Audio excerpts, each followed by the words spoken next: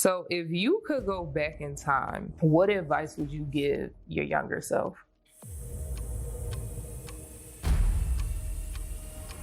I was brought up in a very chaotic household, a very toxic environment, but nobody would know because we were like the Cosbys. We're fucked up at the crib. Seeing you argue all the time, seeing y'all put your hands on each other all the time, that has everything to do with me. You did not just punch me in my face and say this is love. This is not love. I didn't know how to forgive myself and love myself at the same time. Nobody's coming to save you. You have to save yourself. Brooke Sabre, the one and only. Yes. Let's start off with, who is Brooke Sabre? Let the people know. Who am I? I'm a lot of things, right? I'm bold. I'm ambitious. I'm a super lover. People think I'm tough, but I'm a lover. I love love. I'm a fighter for what I believe in, no matter what it is in any facet. I set boundaries. I stand on those boundaries, even when people don't respect them, or even when it's hard for me to respect them sometimes. I stand on them. I'm a go-getter. I'm a hustler. In so many words, I'm an It Girl. Okay, and I'm so glad you finished off with that, because to Brooke Sabre, what is an It Girl? A It Girl, once again, she wears many hats. And I think a It Girl is someone who's soft, but also assertive. I think it's someone who's bold, who's courageous, a hustler who goes after what she wants. A It Girl is kind. A It Girl is ambitious. A It Girl can light up any room, no matter what she looks like, no matter what she's wearing, no matter who's in that room, she can light up a room. A It Girl has an aura. She has a vibe about herself that attracts people. She loves who loves her. She's just a definition of a strong woman. And that's how I would put it. Okay. What was the first example of an It Girl that you had? The first example I would say would be my mom. She was always getting after it. Like, she always had several jobs. She was always working. She always made sure we had the flyest shit. She was always making sure we was laced with everything. When she struggled, I wouldn't know. I didn't know if she struggled or not. I didn't know if she had a bad day. I don't know if her and my dad had a fight. I would never know because she wore it so well. And not that that's always a great thing, but in regards to seeing what an It Girl is, the definition, I would look at my mom and say that's who an It Girl would be. How she talked, how she walked, how she carried herself, her personality. Like, people just love to be around her. So when I would see my mom and I would see the praise and love that she would get from just strangers, I would be like, yeah, my mom she's that girl. So that's what I compare it to being an It Girl.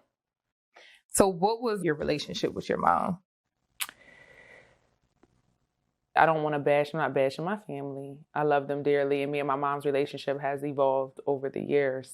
But me and my mom did not have a close relationship. Actually, we had a really tough relationship. And it's still in those stages, but we're working on our relationship. And I don't know if that has to do with how she was brought up or the relationships and her experiences of life, what caused that. But we were a bit estranged. But we always seemed to come back together. So I know that's something that we both are working on because of what life has taken us both through.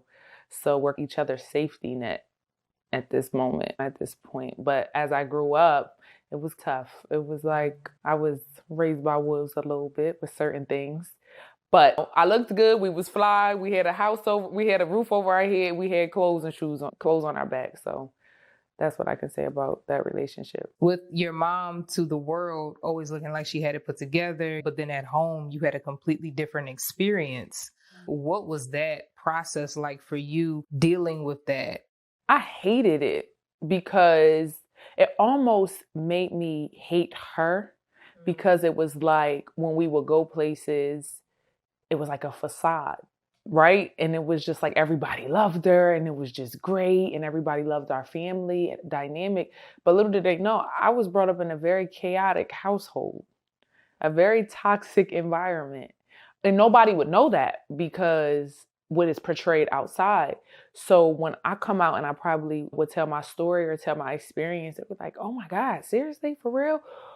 But nobody would know because it was always like we were like the Cosbys. No issues, no problems. And not to say everybody knows that every family is not perfect, but it was hard for me to accept it in the moment because it was like, who are you putting on this act for? We're fucked up at the crib.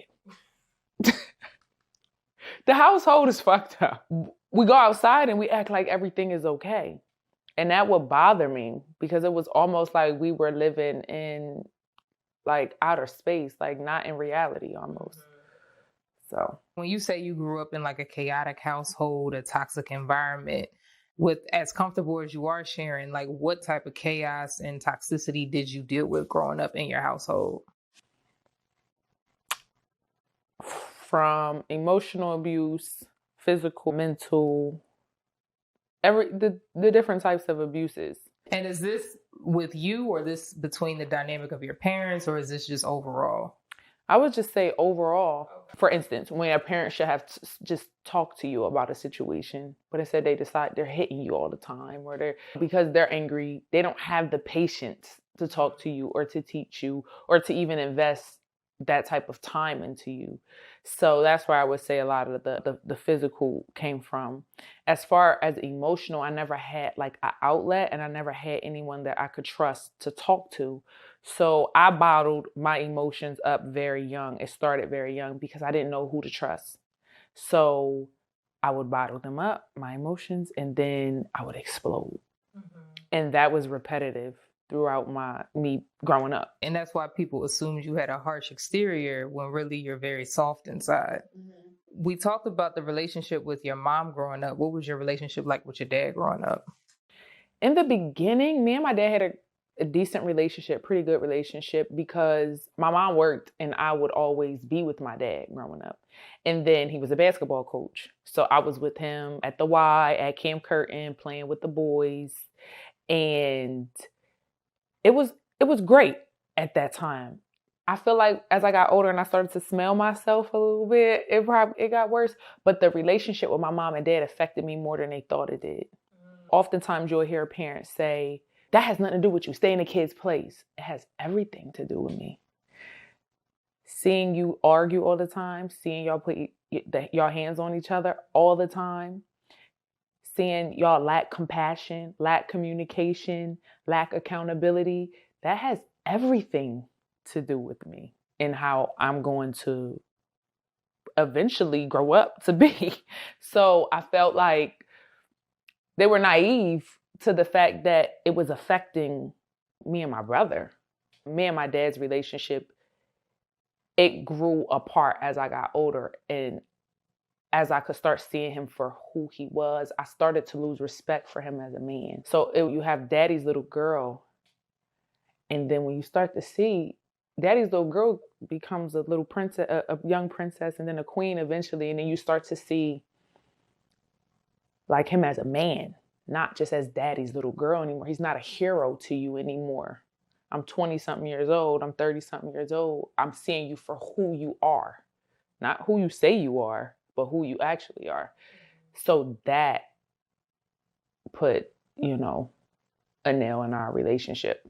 But we're also mending our relationship as well. I want to go back because you mentioned your brother, and I know that you're the older sibling. Mm-hmm. So what was the dynamic with you and your brother and your parents? So it was very different. So I was the oldest. I'm the firstborn. Then on top of that, me and my brother's personalities are totally different. I'm outgoing. I'm outspoken. I say what I feel. I say what I mean what I say. Jihad's reserved. He's more quiet. I was like the social butterfly in school. He was straight A's. He didn't even get a B. I was going to get an A, or B, maybe a C. So it was just different. So I felt like my mom praised Jihad. She coddled him. He was her baby. That's usually how it goes. Daddy's little girl and then mama's boy. But I don't feel like I had either at a point in time. It wasn't like I was daddy's little girl. And I didn't feel like me and my mom had that type of relationship. But me and my brother's relationship, it was tough because we're 5.5 years apart. So you're like a second mom. Yeah. So I'm like his mom. He'll tell you. I'll show you the damn text messages of him talking about, thank you, sister mom. We asking me for some damn money or something. So I'm his mom almost. Like, I protect him. That was like my baby. So our relationship, we didn't grow into having such a beautiful relationship until we got a little bit older, until I like went off to school and we were apart from each other. Because by the time he's at high school, I'm in college at this point. And then when I come back, he's in college. So once he went to college and then he graduated, our relationship just was like, we just got super close. And I felt like we also got close because of the dynamics of our parents, because he didn't see what I seen. So when I was acting out, he was like, oh, why is she always acting out? And it was hard to explain to him. You can't explain to your little brother what's going on.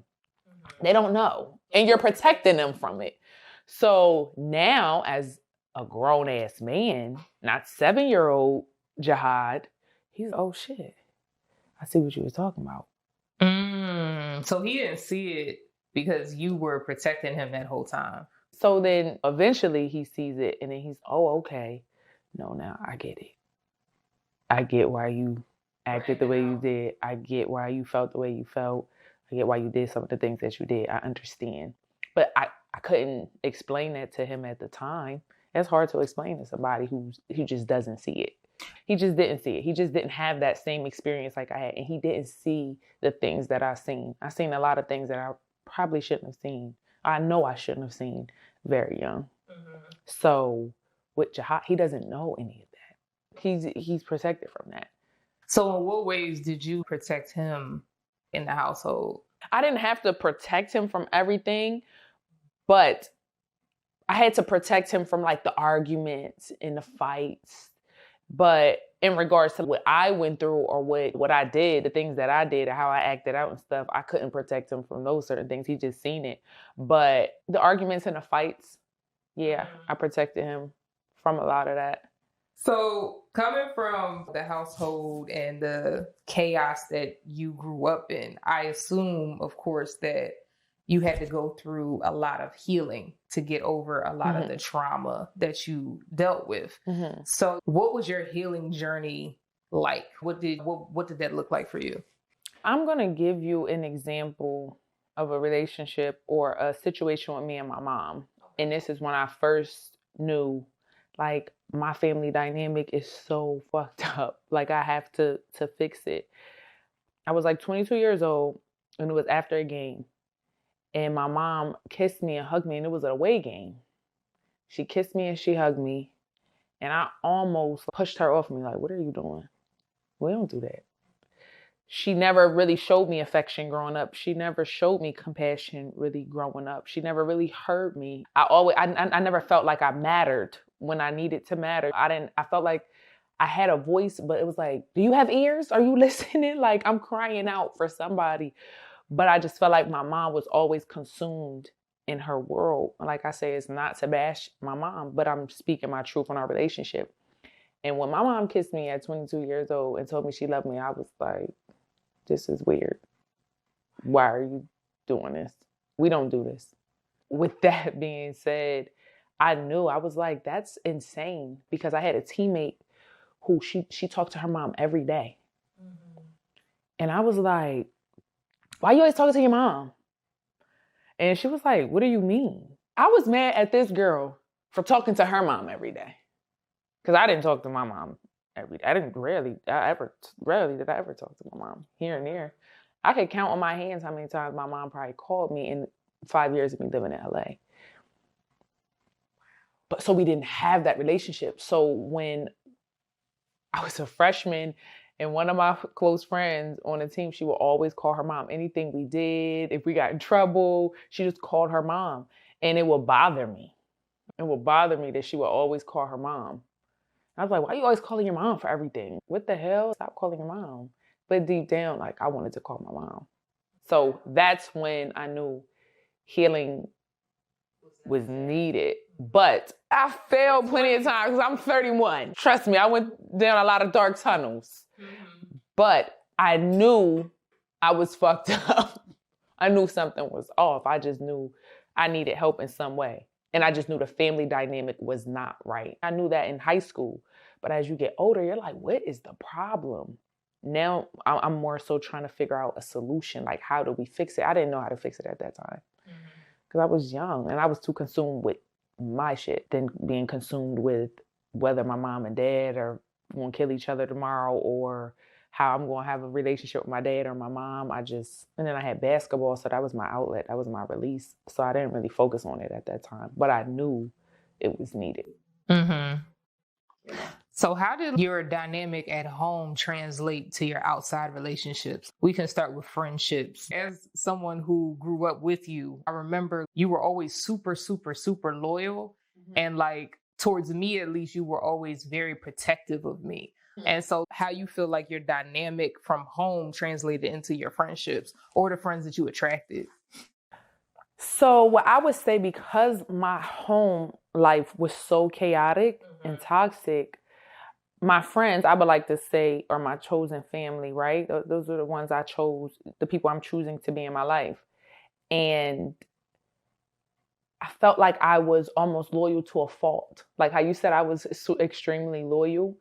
I felt like they were my end all be all, like family, because I didn't feel that love at home or even with my own family. I didn't feel it. So my friends were like everything to me. So I felt like I was so loyal to my friends that it was killing me. Like it was causing a rift with myself internally because I was allowing things to happen that I shouldn't allow to happen.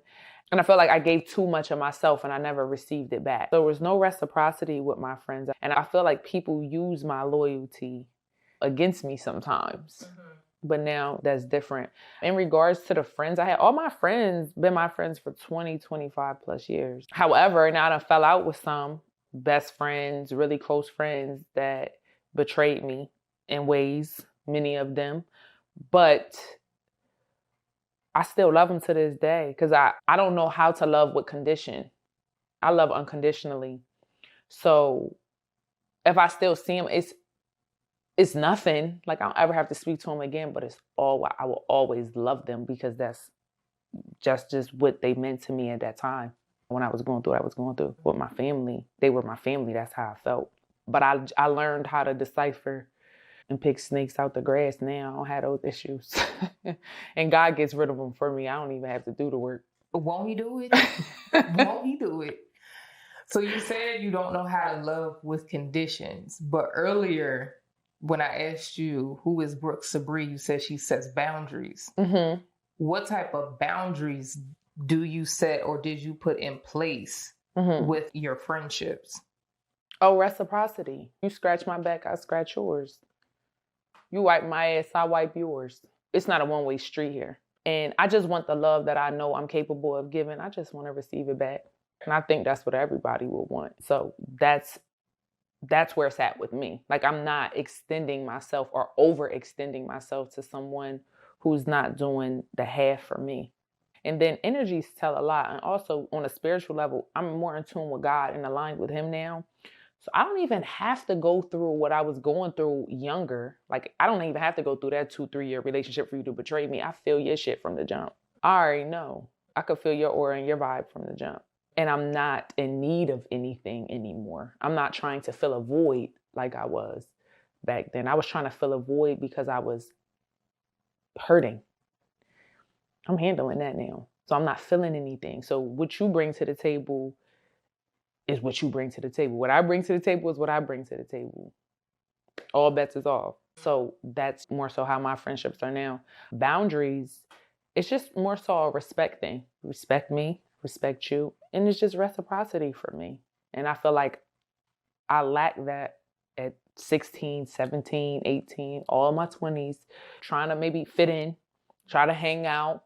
You don't know. You're figuring things out at that age. Now at 31, I don't have time for it. I don't know if it's my patience. I don't know what it is. I don't have time for it.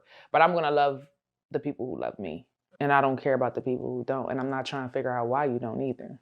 I really don't give a damn. I don't care about acceptance anymore at this time of my age. And I feel like you could speak to that too as well, being in your 30s. You don't have to accept me. This is who I am. You take it or leave it. Did you feel at home that your family reciprocated the love that you gave them? No. And I didn't give much love either. I wasn't getting it. So I always was to myself.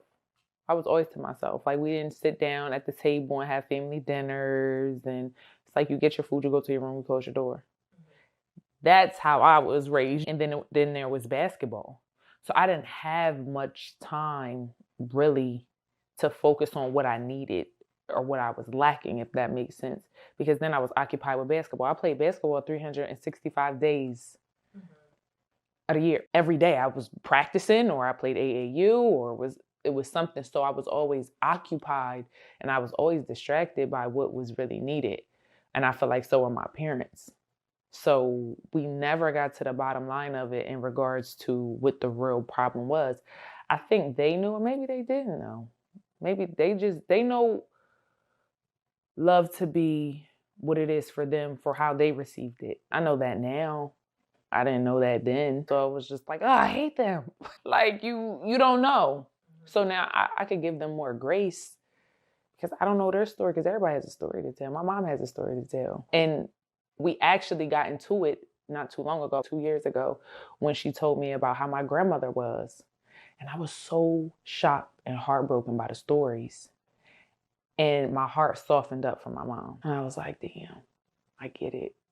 But it took for me to be 25, 26 and go through it and be a little rebellious and set those boundaries, and to them be a little disrespectful, stand my ground, for her to even open up and say that. It took a strong individual like myself to do that. If not, it would have never been brought to the table, because she doesn't know how to do it. She never had to. But it took for us to go through what we went through in our relationship for her to share that. So I gave her grace. I don't know much about my dad's story. I know a little bit, and I can only imagine the shit he went through. So in regards to love, they loved for what they knew love to be. Now we're on the topic of love. What were your past relationships like? Why does she want to talk about this? They were terrible. It's just terrible, period. Terrible, period. They were terrible from day one. Right. I don't think I've ever had a good relationship. What? I did. And I ran that boy away. I was fucked up. But he knew. I told him I was. So at least I was honest. At least I'm honest about not being right. Because I feel like I have like commitment issues with people. But my relationships were always toxic. They were always chaotic on my behalf and theirs, not just theirs, because that's how I knew. I thought love was supposed to be chaotic because of how I grew up. So when I got into my first real relationship in college, we were so messed up that I just thought that was right. Y'all break up, y'all get back. Y'all break up, y'all supposed to get back. And after a while, I'm like, this shit don't feel right. This is not love.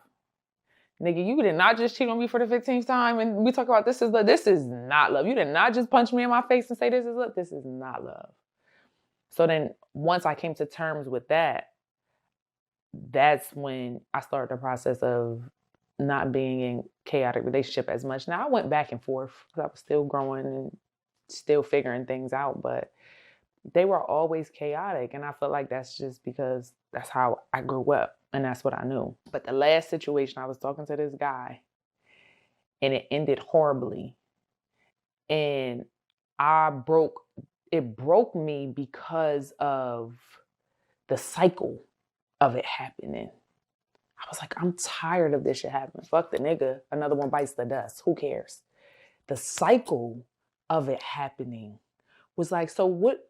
You gonna stop the bleeding? Are you just gonna keep getting in toxic relationships? You're gonna keep getting in domestic violent relationships? When is it gonna stop? Nobody's coming to save you. You have to save yourself. Fix this. But first you have to fix yourself, because why are you accepting it? Why are you allowing this man to talk to you this way? Why are you allowing him to cheat on you? Why are you allowing him to hit you? Why are you allowing this? So it took a lot of accountability in regards to fixing my relationships, or even seeing that I was part of the problem, not just them. Because if you don't allow something to happen, it can't happen because you don't allow it. But when you're allowing it to happen, it's happening because what? You're allowing it. So once I stopped allowing certain things to happen, the chaos and the drama and the toxicity left. So yeah, that's how we're going to sum up my relationship. Since from the beginning of time. When you said you stopped allowing it and you were talking about your relationships, I'm guessing that also translated into your friendships and also into your family dynamic. Mm-hmm. Yeah, because I would isolate myself. When you get into a toxic relationship, you isolate yourself. And then I'm huge. I have a huge ego. I had a really big ego. So I'm a part of a circus right now. Can't nobody know this. Like, I know this is wrong, but I wasn't ready to deal with it being wrong. I was still living in this delusional world of shit was going to work in this toxic environment just because it was comfortable for me. It felt like home. You know what I'm saying? So, yeah, that started to spill into all of my relationships, all my dynamics, career, friendships, relationships, everything. Chaos followed in every avenue. I was like, back to why is it happening again? You got to go back to the mirror. So once you start standing in that mirror, you get shit done. But standing in the mirror is the hard part. So let's talk about that moment where you did basically have to look yourself in the mirror. Yeah. It was in LA, when I was living in LA. And I just got in such a dark place. It was really, really dark for me. And that was because friendships, relationships. Due to a toxic relationship, I moved all the way to LA. I had a horrible relationship with my mom. I had a horrible relationship with my dad. We fell out and didn't speak to him for a year, over a year maybe. And LA was the furthest place to move. So that's why I moved to LA. Everything was fucked up. I didn't want to work my job at the finance agency anymore. I felt like I had more to offer. I'm a creative. I'm special. I'm different. Like, I knew that. And this is not being cocky. This is being honest. And I was like, okay, I'm going to just move to LA. I don't know what I'm going to do. I have some money and I'm going to just move. That's the furthest place I can go. And I thought I could get away from my problems. Not knowing that they jump in a suitcase with you. And not only do they jump in a suitcase with you, they show themselves 10 times more because you're running from something. And I didn't realize that until about my 3rd year living in LA. And I remember it got so dark for me. I only had a pen and I had a journal in my bed at the time. I don't know how or why it was in my bed. I just rolled over and it was in my bed. And I started writing affirmations to myself to stay afloat. Like, just to stay afloat, like just to be able to wake up. Times I couldn't wash my ass, get out the bed, do anything. So I would write affirmations to myself. And that's when the healing started. And I started to become more consistent with writing affirmations to myself and in training and programming my brain to create healthy habits. And that's where the healing started. So I remember I was modeling for a body spa. And shout out Nikki, Rich Fit Body Spa. She's in LA. She's dope. I was doing some content for her. And she was like, you're so dope. You have such a dope spirit. She was like, you're an influence, but you have to sell something. Like, to get the people, they want to hear your story. And I was like, at the time, I didn't know what the hell I wanted to sell. Didn't want to sell hair or didn't want to have a boutique. I started a boutique and didn't even finish it because it wasn't my purpose. I didn't love doing it. And I was like, I want to do something that I love. I want to pursue something that has purpose. So I couldn't figure it out. It took me like a whole nother year to figure that out. And as I got closer with God and would talk to him and just pray and pray and pray, just one morning, I woke up, and by this time, I'm 300, 400 affirmations in.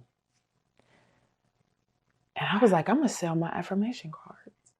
And it clicked to me, and that's where affirmations of the It Girl came about. And then that's when the journaling came about too, because that was the way that I knew how to release my anger or my pain or my anxiety through that. So yeah, that's where it stemmed from. So what are your hopes for people who come across affirmations of It Girl? I just want them to know that they're heard. A lot of people don't have the courage to do what I'm doing or to speak on their story, to say it, to write it down, let alone say it, write it. They don't have the courage to do that. So what I want to do is I want women to reclaim their power back and say, I matter. My voice matters. I'm beautiful. I'm ambitious. I run shit. I get shit done. I don't need a man to exist. Love is beautiful. We all want love. That's what we're here to do. But I don't need a man to exist. I need to love myself. I'm going to love myself more than I love anything else. Because when you love yourself more than you love anything else, everything else falls into place. But I want women to see that. And a lot of women are not going to see that because most women don't even know that they need healing.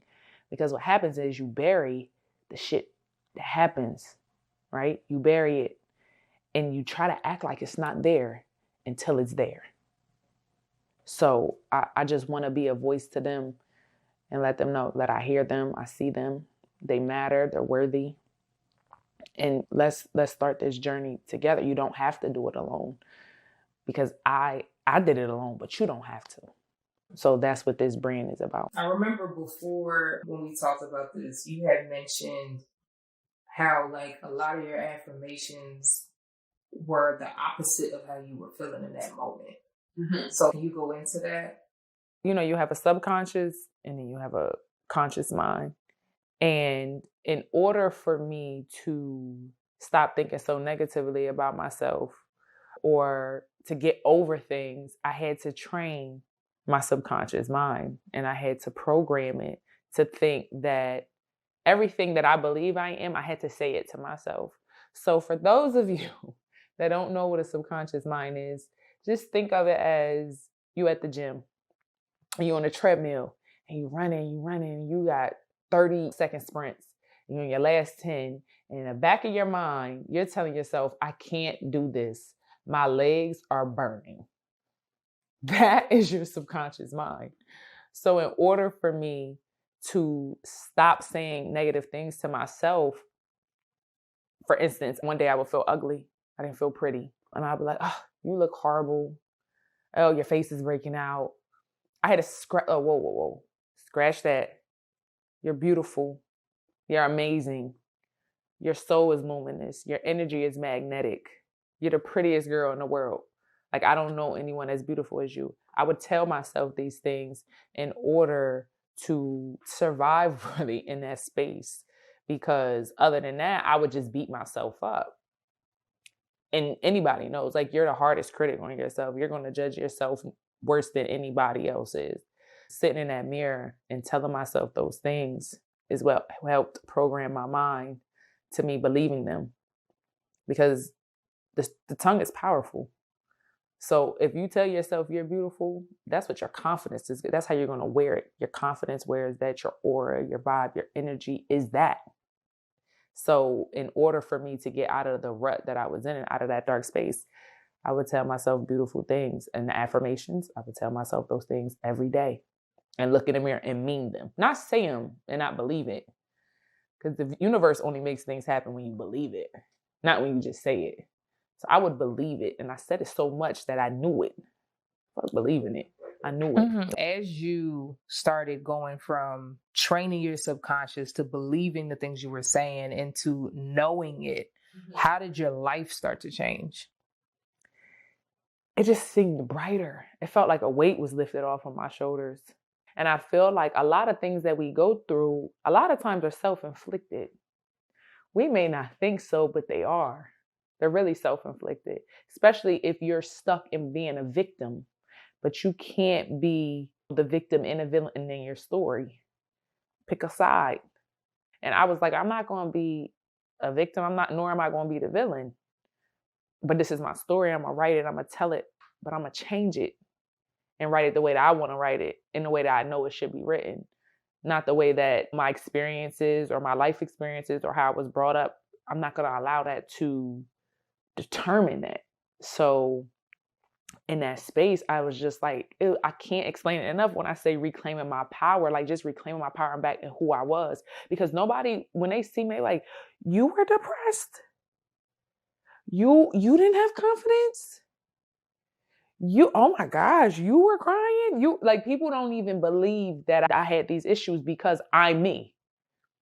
Do you know how tiring that is for a person?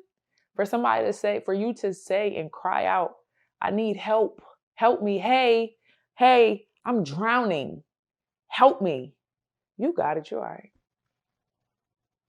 Do you know how that feels? When you're the person who always figures it out, you're the person who always has their shit together, you're the person who always comes through for everybody, you're the person that always got your money together, you're always figuring it out, you're always that person for everybody. Who the fuck is that person for you? You. But I didn't know that throughout my life until I looked in the mirror like, okay, hold on. Yeah, all those things that people say that I am that. So let me step into character. Because I've been out of character and I allowed my experiences and things to change my character and change who I really am. So let me step into character for who people know me to be. Let me live up to that. Because the standard is real high. I don't even see myself like that.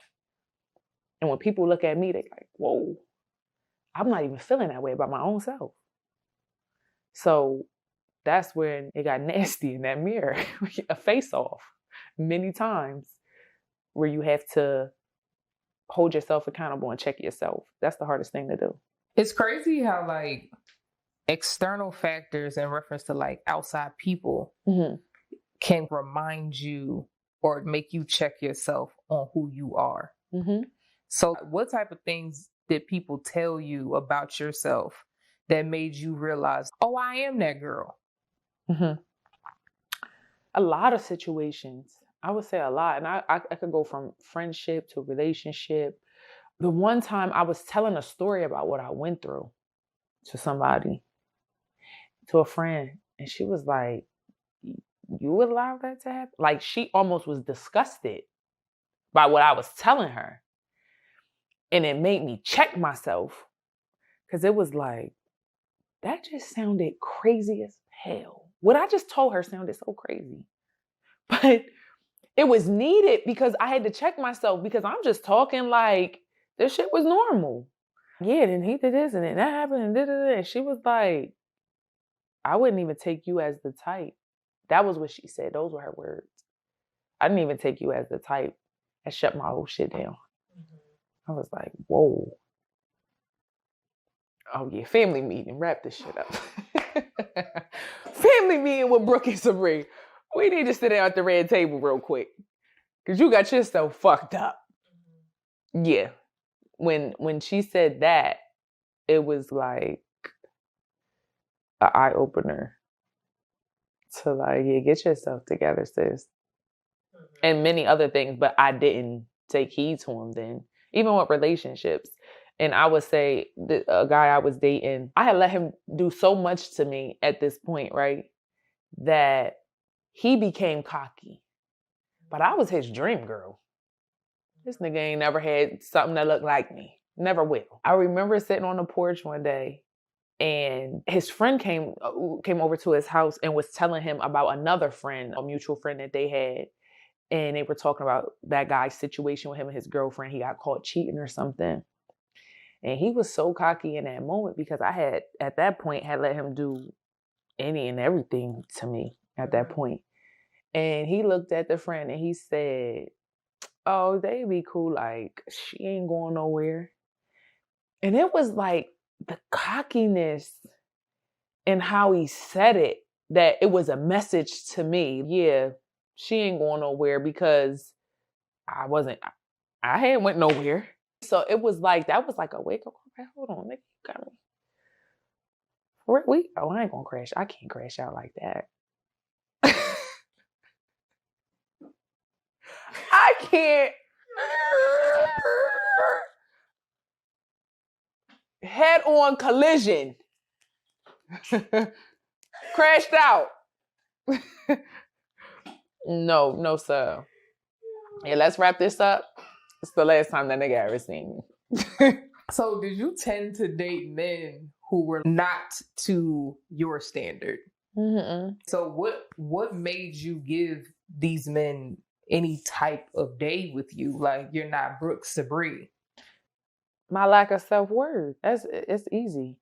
My lack of self-worth, my lack of self-value, the lack of respect I have for myself. That's what. It's simple. It's no buts or no stories to that. Because when you love yourself and you value yourself, certain shit just does not happen. Certain people you don't give access to. But I didn't, because I didn't love myself how I should have. I didn't value myself how I should have. If I see myself and I like that I see myself in now, I wouldn't even know half of the guys that I dated or dealt with. I wouldn't even put up with half of it. You get what I'm saying? Like, I wouldn't have dealt with any of this. So that's why I said a lot of the pain is self-inflicted that we cause. Because if you're in tune with yourself, can't nobody knock you off your pivot. A nigga, a friend, a family member, a mom, a dad, a coworker. Nobody can knock you off of that because you know your value. It's not negotiable. Once I realized that, like I said, the drama stops, the bad toxic relationships stop. That stops. So the guys that I dated, and I was in a lot of situationships. Like, I never really got into full committed relationships, and I don't know if that's just my anxiety with men in relationships because of how bad my relationship was with my dad and the men in my family. I never felt protected by a man. I never felt secure with a man ever. Never felt safe ever. I'm going to commit to a guy I don't know. So I would just always have situationships. I don't mess around, have fun. Like I said, another one bites the dust. I just always was like that. But deep down, I had to check myself because, like I told you, I'm really a lover. So I allowed my experiences to change my character. And that's what I did not want. And I hated that for myself because really, you're a character right now. This is a facade to fill a void. You're blocking. You're trying to block shit from happening because you don't know why. You're just partaking in anything because you're lacking. So I was just like, okay, I'm not getting in any more situationships and allowing it to fuck with my character. A lot of the things that I did, I couldn't tell you why I did them. You could be like, why did you mess with him? Don't know. Why did you talk to him? I don't know. Like, how are you moving around with no intent in life? You're just doing shit. That's the conversation I had to have with myself. So, like I say, once that happens, it changed the dynamic for me in a great way. One of the questions I wanted to ask you was around, like, how long were you on your healing journey? For a while. I was on my healing journey for a while. Yeah, many failed attempts. Because what I would do is I would heal just for a little bit, right? Go back in the house, heal for a week or two, go back outside. We right back to stage one. Heal a little bit. You go back outside and then you starting all over again. Like, it was a constant battle and I failed a lot. And then I just got tired. Like, eventually you get tired. When you're tired, you're tired. Like, I can't really explain that feeling. But when enough is enough, you know. You know, when your mom ever said you're in a relationship, like, when you're done, you'll be done. Like, you just know. And it got to that point with myself. And I was just like, yo, I'm tired of playing with myself. Mm-hmm. Like, I'm talking about people playing with me. I'm playing with me. Like, I'm tired of playing with myself. So I would say about 3-4 years. A lot of failures. I can't even tell you how many times, countless amount of times. Mm-hmm. Until I just got tired. And at how long would you say you've been in this space where you've been consistently staying on your journey? I would say it's it's a year and change. Not even a year, maybe. That I've been consistent. Like consistently on it. Like before I would do it, but then I would do something dumb or get involved with something that I shouldn't be involved with, or I said I don't want to work this type of job no more. Now I'm still doing, like, just not keeping my promises to myself. And not necessarily always a friendship or a relationship, just breaking promises to myself and just not being obedient to me. I stopped doing that and lacking discipline. I lacked discipline within myself. And I'm like, if you don't have discipline, you're never going to make it. The type of life you want, the type of man you want, the type of family you want, even if I want a family, like, you're never going to get that. So I was like, you have to start somewhere. So when I started to get serious about what I really wanted in life, and I started writing those things down and I could visually see them on paper, and I'm like, okay, this is obtainable. Like I can get this. I'm going to get this. And then once I start speaking it, I felt like everything just started aligning for me. Mm-hmm. The universe was just like on my side with everything. And that was my journey with it. Mm-hmm. So what was the hardest part about your healing journey? Or the hardest part about my healing journey was the accountability part. Holding myself accountable and forgiving myself. It's hard to forgive yourself from the things you've done. And it almost is hard to look in the mirror. That's why a lot of people, like I said, don't do it. That's hard work. It gets dirty. It's you in just a dark cave. And if you're spiritual God, I pray that you add him to lessen the load. But it gets dark. And I didn't know how to forgive myself and love myself at the same time. I struggled with that because I hated myself for the decisions that I made. And over time, just think about you not forgiving yourself and just burying it over years. Like you do something that you're just disgusted with. Like, why did I do that? Ugh. Okay, why didn't I take that opportunity? Why did I allow this to happen? And sometimes even taking fault for things that you shouldn't be at fault for, that isn't your fault. Putting unknown pressures on yourself. So just forgiving myself and being okay with what happened. Like you can't change it. Like you can't live in the past. You can't live in the future. Live in this moment right now. That's all you can do. And that was really, really hard for me. And so with my new journey, with trying to fall in love with myself, with the new me, it was hard. Forgiving the old me. How has your journey into entrepreneurship been going? Well, I've always been a hustler, first of all. How they say you rob Peter to pay Paul. I rob Paul to pay Paul. like I'm always going to figure something out. I've always been that way. But I didn't really get into entrepreneurship, I would say, until just a few years ago. Don't get me wrong. Like in college, I did sewing. I was a ref at the intramurals. Like I did all types of stuff to make some extra money. But taking entrepreneurship seriously was hard for me because it's really intimidating to get into entrepreneurship because of everything that you have to put into it, right? Because if something fails, it's on you. It doesn't go right, it's on you. Like it's a lot of responsibility with entrepreneurship. And then also, I just never knew what I wanted to sell. I would say my first try at entrepreneurship was my notary, Proctor's Mobile Notary. And I was a loan signing agent.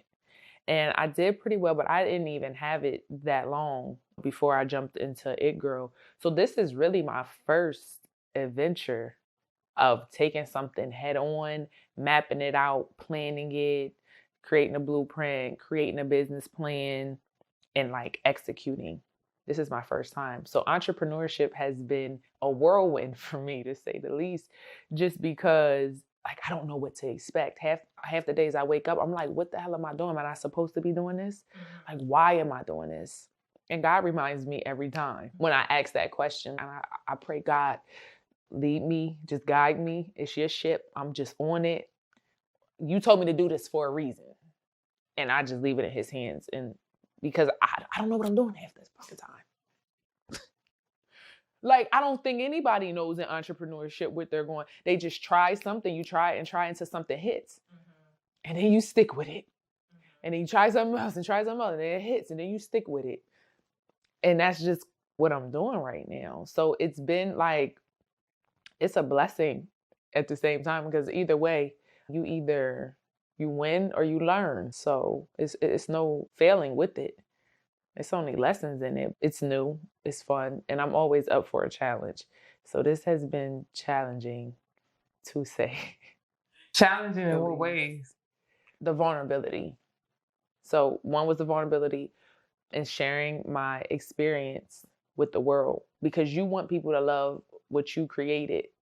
You don't know. I don't know if you're going to love what I created. Like, I'm creating a business out of my pain. So it's dear to me. Shit might not be dear to you. You don't care. It's not you. I get it. So trying to translate that into a business and make income from it and get people to buy in has been extremely challenging, because this is my baby, because this is my life. I'm not just selling anything. Like I said, the merchandise is a small part of it. That's just the buy-in. Okay, buy into the lifestyle of what I'm really, really selling. That has been the most challenging for me, is being vulnerable with people, because I'm not vulnerable at all. I used to think it was a weakness. Being vulnerable was not something that I would want to do in front of anybody, because I'm the strong one, right? I got it all together. Be vulnerable for what? So I can look weak to you so you could take advantage of me? That's how I looked at vulnerability. Not knowing it's strength in being vulnerable. Sharing life experiences that I never even spoke about, that only a journal knows about majority of the things, and maybe some close friends. So to share that with the world, the people that don't know me, don't give a fuck about me, that's scary. For people to buy into it, that's scary. For people to care, that's scary. Just launching something that had at this magnitude that I did it was a lot for me. Now, putting it together, that wasn't the problem. My creative, I thought about things right off the bat. Oh, I'm going to get influencers involved. I'm going to have It Girl healing in sports, It Girl healing in music, It Girl healing in education. That was easy. The creative was easy for me. It was the sharing it. And I go back and forth with myself. I used to fight myself on sharing it. Don't share this. It's too vulnerable. Oh my God, that's corny. Don't show that. I battled myself with that for a long time. And then eventually I was just like, fuck it, just do it. Because you're going to help somebody. Yeah, that's your purpose. And that's where God comes in. He was like, no, you're doing it. This is what I told you to do. And I was like, why? Okay, not why. I'm about to do it. But why?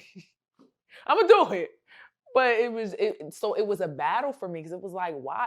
Me, of all people, being vulnerable with the world and sharing stuff. I don't share anything. My mom and dad don't even know stuff about me. My close friends don't. I'm very secretive. I'm very to myself with things. So to share this, that was a lot. But it feels good. Once I did it, I felt like a weight lifted off my shoulders a little bit. Yeah. Felt good. Going back, because you had mentioned like it's scary to put yourself out there to people you don't know. But what was scarier, the people you don't know or the people you do? That's a great question. It was almost both for me. Both. Because the people that don't know, are they going to care? Are they going to look at me differently? I was almost I didn't care about being judged. I just cared about sharing my sentimental space with people that I just do not know. But the people that I do know, I feel like they knew I battled with certain things, but they didn't know the extent of it. Like, they didn't know it was that deep, because a lot of them just didn't know I was going through it at all. So if you were smart, when I distance myself or when I go away for a while, okay, maybe she's battling something. But when that becomes common, you got to sit back and think, if you really care, you in tune with your friend, something's wrong. And I don't feel like a lot of my friends were in tune with me because, one, I didn't share it, but two, I don't think they knew how to be there and handle their shit as well. And then I'm in LA. I'm thousands of miles away. So I always felt like I was on an island. So sharing it with them I felt good to share it with them because these are things that they should know. This isn't something that my closest friends shouldn't know. What about your family? Were you scared at all for them to see you talking about your experience? Even though it's your story, sometimes families can receive it as it's their story too. So did you have any fears or hesitate with that? This is the moment of truth, this interview right now. So when they see this, they'll say, but I haven't really gone into detail. This is the coming out. Like, we didn't get into all the juicy stuff yet, but when that releases, yeah, then they'll probably hear it and see it. Some may feel away, some may not. That's not for me to handle or to sleep on or to deal with. I can only tell how I felt, and I can only tell my story and my experience. Their experience is their experience. Mine is mine. So however they take it, I pray it's a space of self-reflection. It's a space that we can heal in together, and it's a space that we can move forward in. But other than that, I can't really stress myself on how they're going to take me telling my story, nor do I care, to be honest. And I hate to sound like that, but I've held my story in for years, for 31 years. I'm not holding it in no more. So yeah, that's that. If you could change one thing about your life, what would it be? If I could change one thing in my life, I would change my decisions that I made in high school in regards to like my parents. Because I don't want to create them to be like monsters. I felt like they dealt with their own internal demons that they didn't know how to fight off. But overall, I had decent parents that invested and sacrificed a lot. I didn't listen to them because of what they were going through. And I felt like that determined a lot of the bad decisions that I made. Because now I just want to be defiant. I just want to be disobedient just because of what we're going through or what they were going through. Because I was always in the middle of the relationship and their chaos a lot. So anything that I had a little bit control over, I was going to do the opposite just because. So not listening to my parents with certain things, I would change that. Yeah, I would change that because the outcome of my life would have been different in regards to like going to college, with school I would have went to, and my journey with basketball and the guys that I dated. A lot of that would have been different. What type of things were they telling you that you didn't listen to? Like my dad would just, let's work out. I'm like, no, I want to go out. I just wanted to be defiant because at that point, I just was not a fan of who he was as a man. So I stopped working out, and that didn't hurt him. That hurt me at the end of the day. Certain guys I was dating, I don't want you talking to him. He's not a good guy.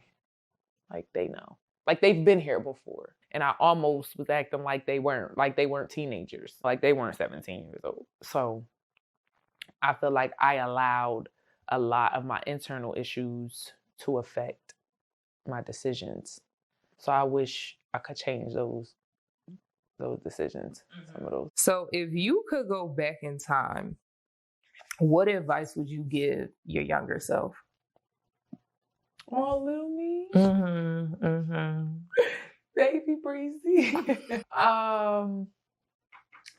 Be patient with yourself. Be kind to yourself. Be very, very kind. You deal with a lot of hardships in society as is, whether it's beauty standards, whether it's expectations, whether it's goals, whatever it is, you be kind to yourself. Give yourself grace and space to love, to fail, to learn, set boundaries, and stand on those boundaries. Don't negotiate your non-negotiables. Your boundaries are your boundaries. Love yourself more than you love anyone or anything. You can never put a price on that. Learn as much as you possibly can. Ask as many questions as you possibly can. No question is a dumb question. Fail as much as you can. Work hard as much as you can. Work the hardest. And ultimately, I would apologize to her for being so hard on her. I was really hard on my younger self with everything. So that's why I feel like I'm the adult that I am now. It was like a gift and a curse. But I will apologize sincerely to my younger self because I'm so proud of her. Yeah, I'm really proud of her. She's the ultimate It Girl. Proud of her. Hold on now.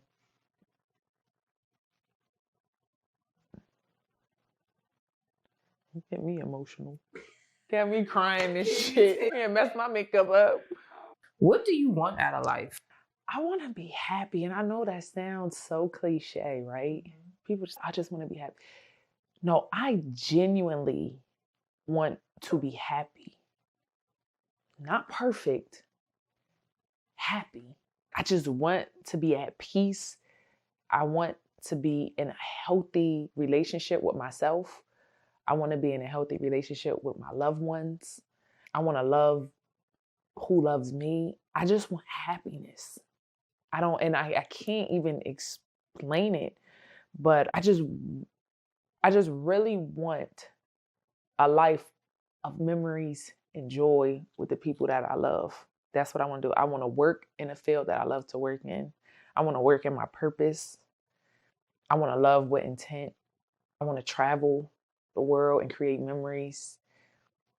Like that's what I want out of life. Like that's what's important to me is going through life with the people that love you and that got your back.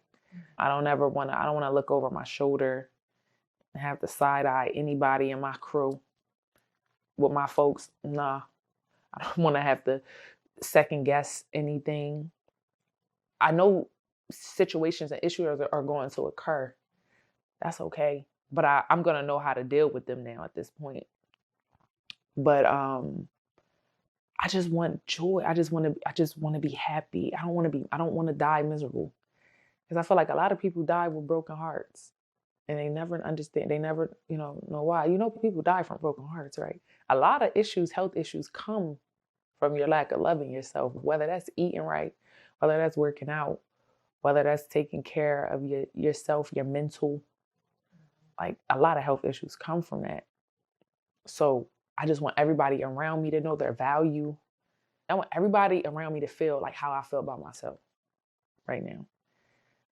And I just want to live a joyful life. Like, not to say that shit won't get messed up or we won't have bad days. That's going to come. That's inevitable. We can't stop that. But now how we handle it is different. But yeah, ultimately I want joy and peace. And when I leave, I want people to get on that mic and say, damn, she lived a hell of a life. Like when I die, I want to be in the casket like, I did that. You was lit. And you was lit all your life. That's what I want to get in the casket and say, like, okay, I feel okay to go to sleep now. I'll see y'all later. Like, I want to feel good about my life and my decisions and the people that had access to me. Your journey, what are the good and the bad things that you've learned about yourself? The good thing, I'm a fighter. I'm a dog. Yeah. Yeah, you could put me, yeah. What Mr. Cool say? Throw me. If I get in a fight with the bear, help the bear. Help the bear, okay? Help him. I'm a dog. I got that dog. Everybody, they're not born with that dog. Not everybody has that. I was just so gifted to have it. I'm a hustler. I'm gonna figure it out. I don't care what it is. My heart is bigger than my body. That's a lot of my problem. My heart is extremely big. I love extremely hard. And that's why I say I'm really a lover deep down. When we peel back all the layers, we knock down the brick walls, we take down electric fences and everything that I use to guard my heart and my soul, my space and my energy. When we peel back those layers, like, I'm a lover. I'm really a dope person and I have a great personality and really have beautiful intentions for people, with people. What I would say, once I got out of my ways, the bad things I learned about myself is I don't listen. I didn't listen at all. And with healing, it sat my ass down and it made me listen, because it made me sit down and it made me to see people for who they are. It helped me see situations for what they are. And when you're healing, you have to be quiet. So it made me sit down and be quiet. Like, you don't know everything, little girl. So I knew that about myself. I was lazy. In the same sense that I'm a hard worker, I was lazy because I doubted myself. And I allowed my fears to create that laziness. Not that I just wanted to be lazy. I allowed the fears to create that. And I have a quote in my affirmation card deck that says, we're all being used. It says, use me, but don't misuse me. You can use me. We're all using it says we're all using someone or something. Use me, but don't misuse me. And that's one of my favorite affirmations that I wrote to myself, because it's okay to use people. We're all using someone. We're all using something. Don't misuse me. And vice versa for me with people. Make sure your intentions are pure. Bullshit comes when your intentions aren't pure. So with me, I had to check myself in a lot of situations because I was allowing a person that was fucked up to change my character. And now I'm misusing them, but it comes back on me. I'm saying, because I shouldn't have dealt with it from the jump. So I learned that about myself. I'm extremely emotional. And I don't think that's not a bad thing. It's not a bad thing.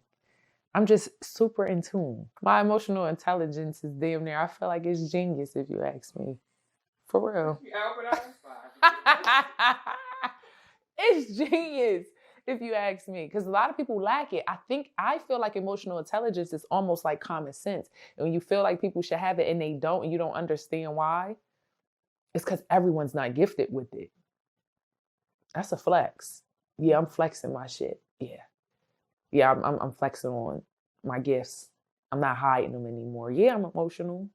Yeah, I wear my heart on my sleeve. Yeah, I wear my feelings. Now I know how to manage them. So yeah, that's what I learned. What's the best compliment you've ever received? Oh my gosh, I love this. I just talked about this yesterday on the phone with one of my friends. Okay, I'm gonna tell you this. I was on my way to a pool party in LA, and it was the guy. He created, what is it? I'm a Savage. Meg Thee Stallion. Yeah, Boozy Ratchet, whatever. The Meg Thee Stallion and Beyonce, he created the art piece. And I went with one of my girlfriends. She's a designer. I didn't know him. It was her friend. She invited me. So I was like, all right, cool. Picked her up. We go to the party. We vibing, hanging out. It was like a pool party, house party, whatever. And I'm taking her pictures. And the guy comes up to me and he's, mind you, I haven't been around him. We interacted a little bit, but, not enough for him to give me this type of compliment. He came over to me and he was like, your energy, I don't know, like, your energy is so dope. And I was like, huh? He was like, I love your energy. And I remember her like, well, what about me? Like, and he was like, it's cool, you cool. But her energy, your energy is just different. And I kept getting those compliments from people. And I was like, that's like the best compliment that you can receive from someone. Like, anybody I talk to, like, yo, I talk to you for your energy. Now I value my energy like it's gold. Mm-hmm. Like it's a diamond. Like what they say, wristband can't get in. Kind of wristband. What they say can't get in. Like secret society on my Mile High Club. That's how I feel with my energy, because people will drain you of your energy because people see that shit before you see it. And if you don't see it, they'll just drain you. They suck you dry. They're vampires. They'll drain you of your energy. And once I started noticing the value of my energy and my presence, I was like, okay, I get it now. So a lot of people would say my energy, and I received that compliment more than a little bit.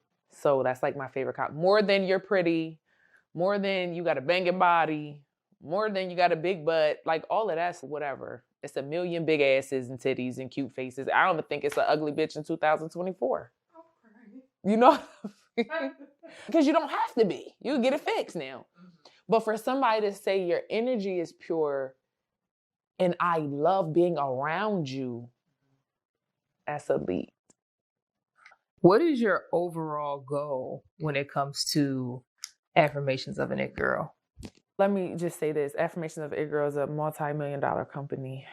I'm going to speak it. Speak it too. Y'all heard it here today. Affirmations of It Girl is a multi-million-dollar company. I'm going to work with the biggest brands, the biggest influencers, motivational speakers in the world. Okay. My goal is to give women that power to speak on their journeys. I mean, to put healing in spaces where it's almost always rejected.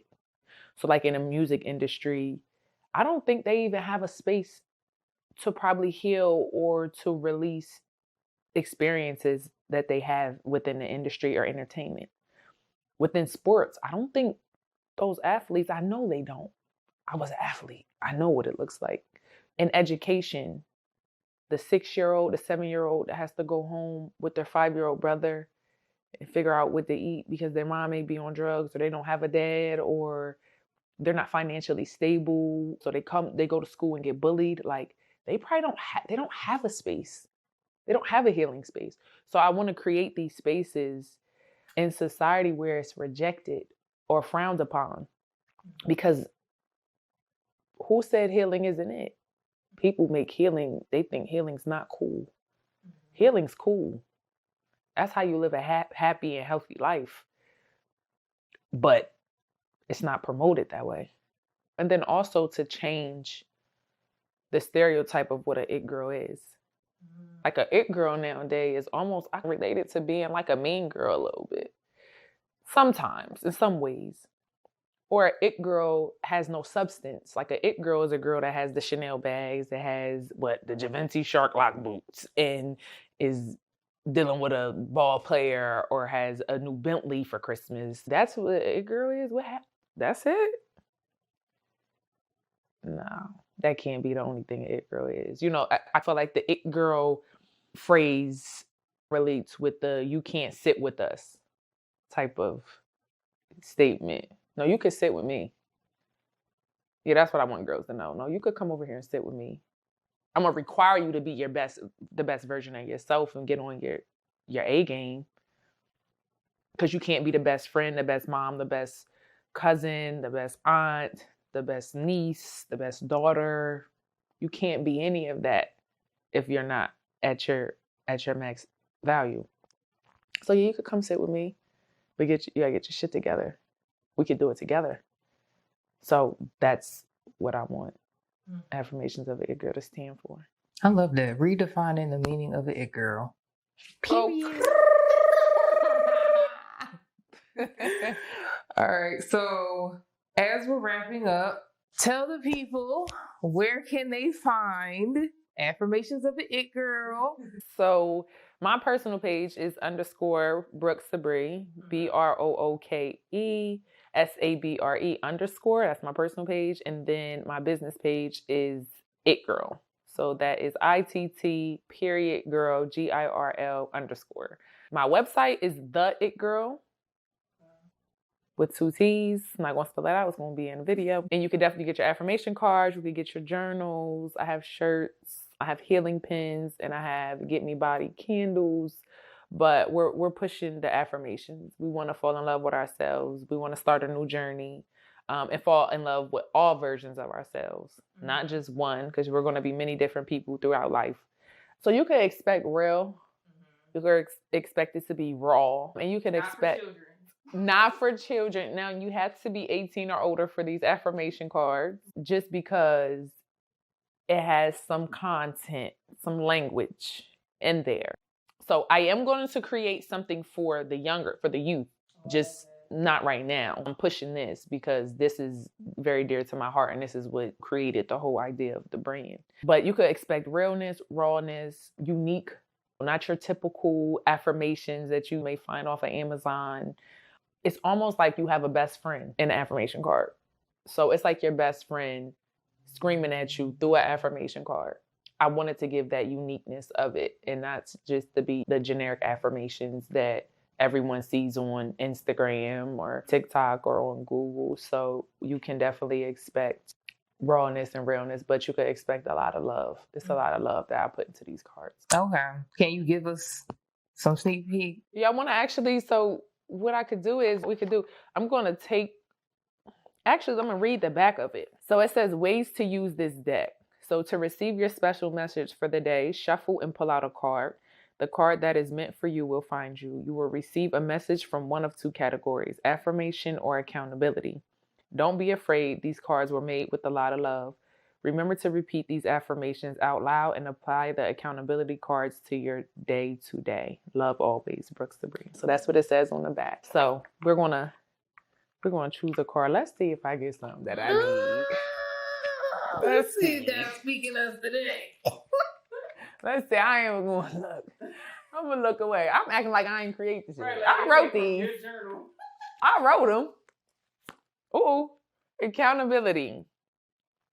This one says, you're not an emotional dumping space. Set boundaries. It is not your job to take on everyone's emotional distress.